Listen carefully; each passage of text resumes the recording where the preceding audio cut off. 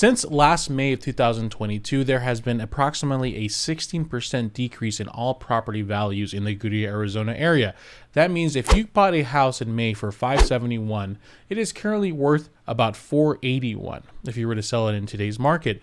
So are we in trouble? Well, the reality is yes and no. This is Javier Vidania, and I am the real estate data nerd with a fade here to give you guys a little more insight of what's going on in the Goodyear housing market. And my goal is for you guys to have a better understanding of what's going on so you can make your own conclusions. Let's start off with a quick breakdown that I made of all the Goodyear listings and its current price ranges. So basically, right now, there's currently 269 houses for sale. And out of those 269 houses, the majority of these houses that are for sale are between 400 to 600,000. It's approximately a little bit over 50% if you look at this graph right here. So that means if you're looking to buy under $400,000 in Goodyear, Arizona, there's only 7% of all listings available to you. So yes, it is technically doable, just a little more difficult. If you look at the monthly average sales price numbers here, this is just Goodyear, Arizona. We see the height of our values were in May 2022, and they were average sales price of $571.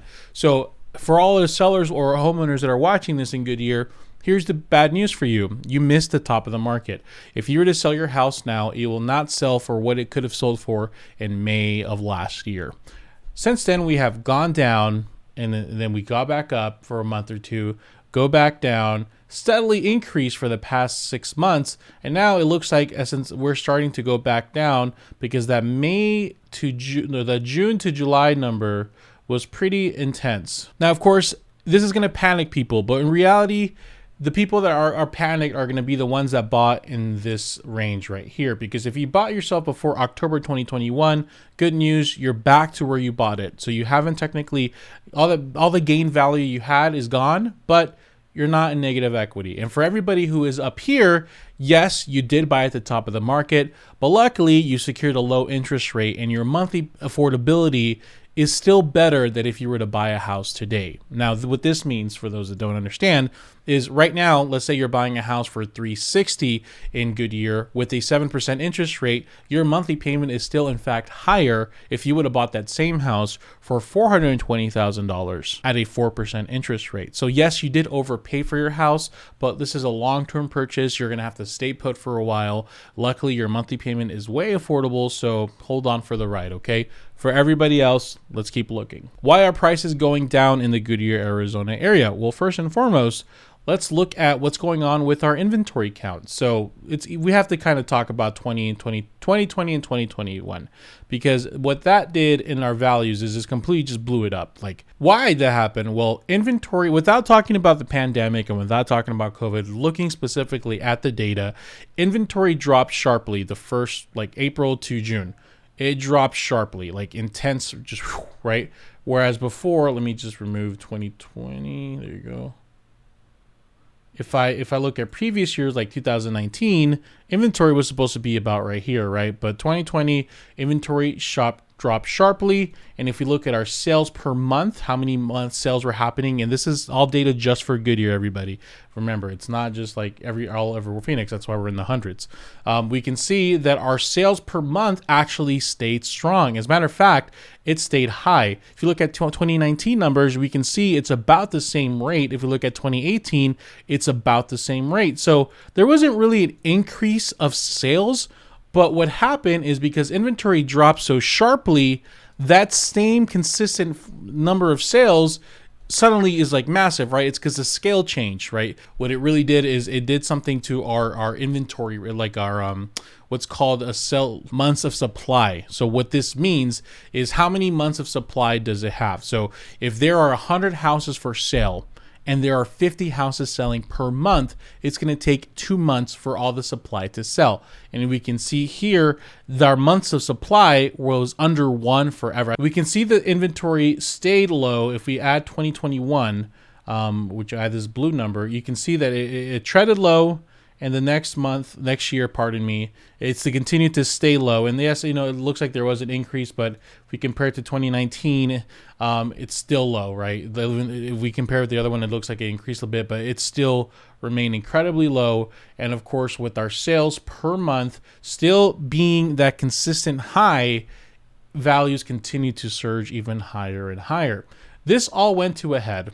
Really, I think the biggest factor of why it went to a head is the interest rates. Because if we look over the past, I don't know, let's say 2 years, right?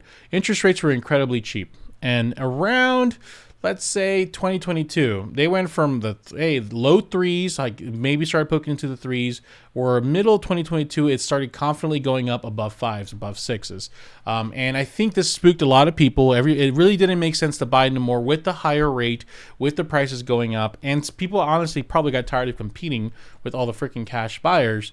That you can see here the months of supply started increasing. What happened? Well, in 2022, our inventory started increasing sharply. Inventory started off low and things were continuing to ride high. And then just out of nowhere, it spiked up. Our sales began to decrease for the first time in 2 years. So our consistent flow of sales, that dagger, right? It was nice and healthy when inventory was okay. Inventory went down and it became a dagger in the market. And now finally inventory starts going up. And if it would have stayed consistent, maybe, hey, it wouldn't be too bad, but it actually started dropping. And of course, as we see here, prices began dropping. And as the inventory started to kind of correct itself, as we see here, if we had 2023, we see it started at high, but it started slowly correcting itself and going lower, almost as low as the 2021, but not quite there. So we are a lot lower than we were last year, but our sales per month are still steady, right? They went up a little bit. They went up to the normal range, but we're still technically lower. So I'm showing you all this data. And you guys are like, what does this all mean? Should I buy a house or not? That's mainly the question right now. Well, there's this weird battle going on between buyers and sellers right now. And whoever wins the battle is going to really tip the scales. And let me share this information with you. So what I basically did is I got the sales per month. I basically did the calculations for the month supply, but I broke it down in specific areas. So here we can see in today, we have 142 houses for sale in Goodyear, and 270 active inventory and about 142 houses selling a month in Goodyear. So that month's supply is about 1.9, right? Well, when there was rapid growth in the market, the beginning of 2022, there was 200 sales per month and about 115 inventory. So we were about 0.50, right? Anytime we were under one, there was rapid growth in the market. At the bottom of the market in December 2020, well, actually the top of the market, when we were at the very tippy top, we were like the most expensive we've ever been.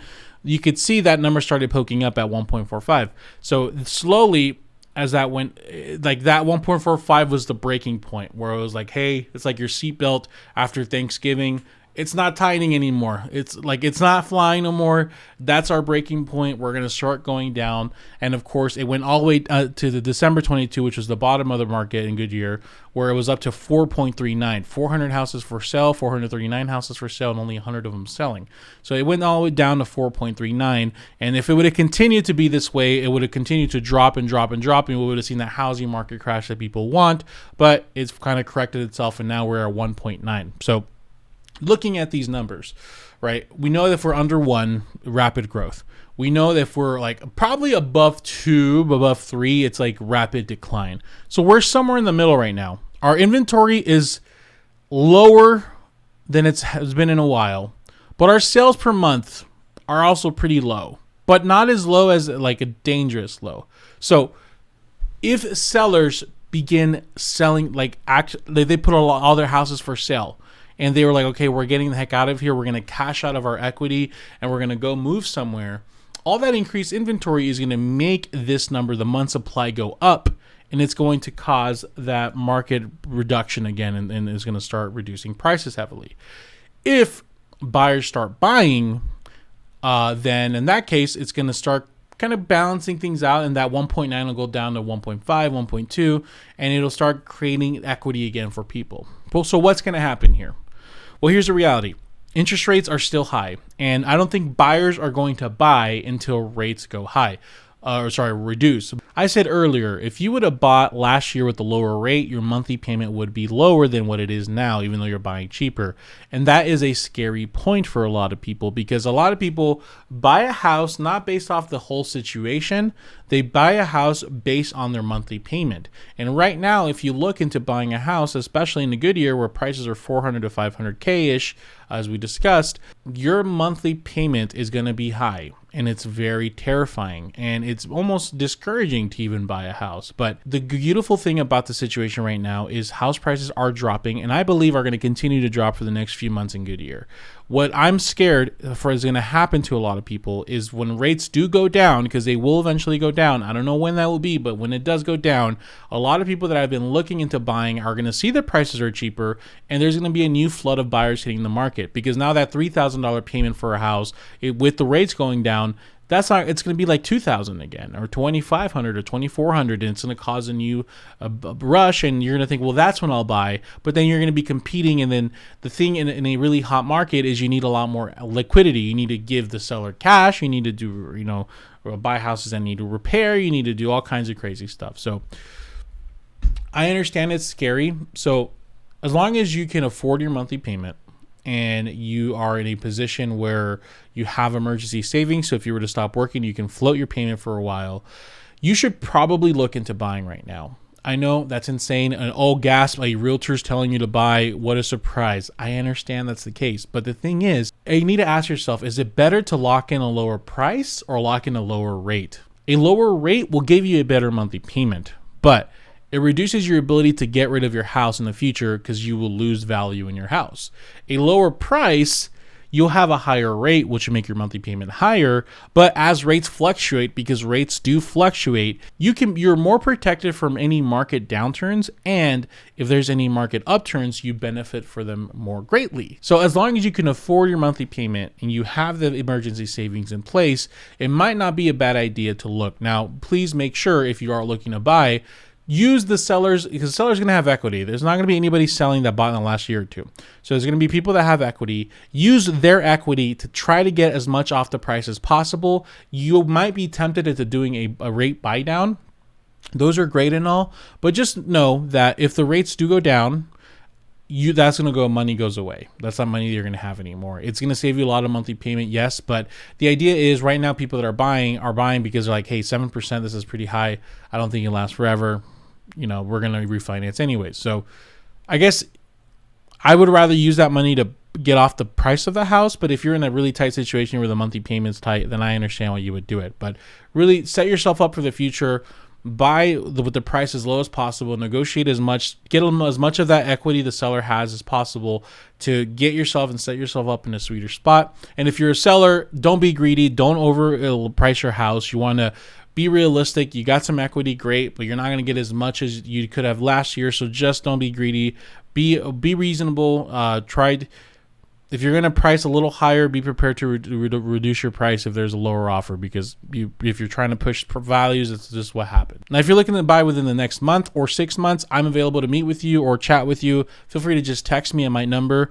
There's other ways to contact me in the description below, but I am ready to help. I would love to at least have one consultation a day, so please do not be afraid to send me a message. I'd love to help you. Thank you guys so much, and I'll see you soon.